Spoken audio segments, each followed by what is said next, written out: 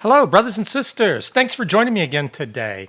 I did a story yesterday about how a homeowner defended himself and his property with a samurai sword here in the US.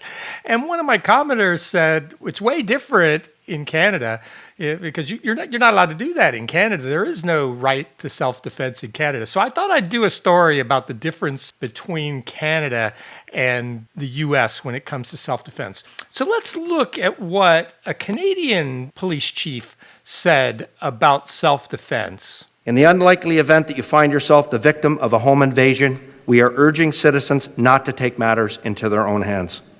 While we don't want homeowners to feel powerless, we urge you to call 911 and do everything you can to keep yourself and loved ones safe until police arrive and be the best witness possible. This could mean locking yourself in a room away from the perpetrators, hiding, fleeing the home, but don't engage unless absolutely necessary. My advice is to rely on our police service, call 911 immediately, and let us take it from there. We see more often than not when people comply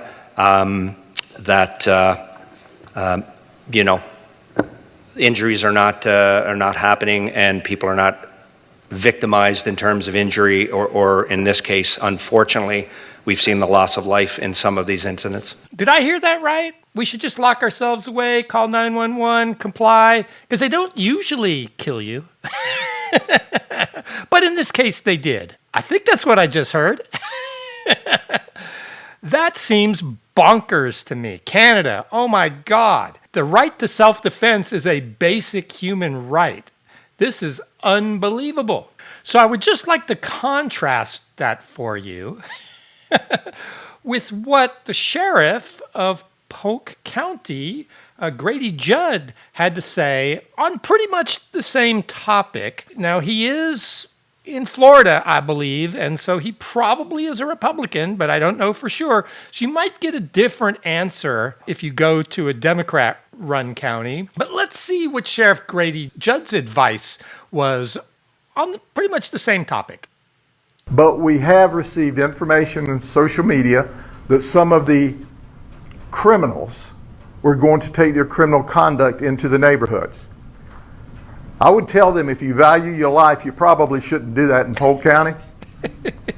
Because the people of Polk County like guns. They have guns. I encourage them to own guns. And they're going to be in their homes tonight with their guns loaded. And if you try to break into their homes to steal, to set fires, I'm highly recommending they blow you back out of the house with their guns.